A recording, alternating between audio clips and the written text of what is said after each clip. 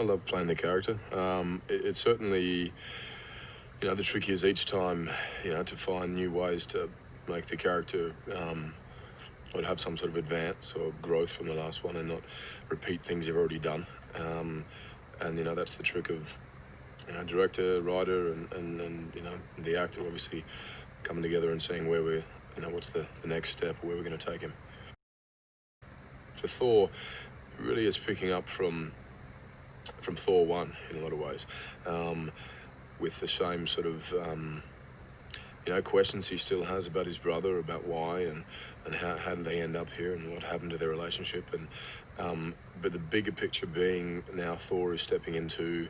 the role of king, or about to potentially, and proving that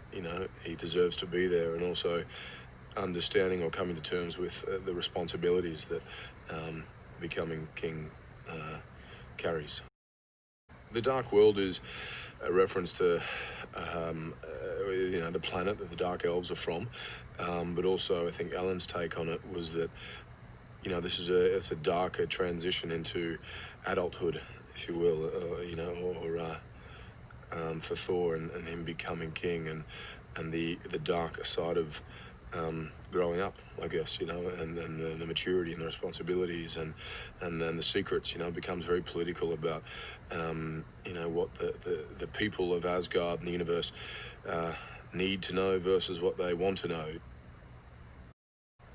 I think I'm always looking for some sort of conflict, and what is it that he's trying to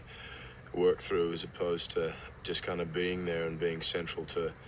the situation. And I think you got to make sure the hero is certainly,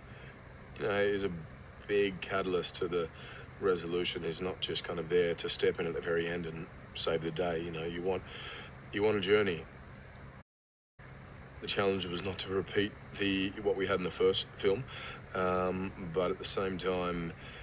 the conflict between Thor and Odin, I think, was something people seem to love, and so we found new ways of having them disagree.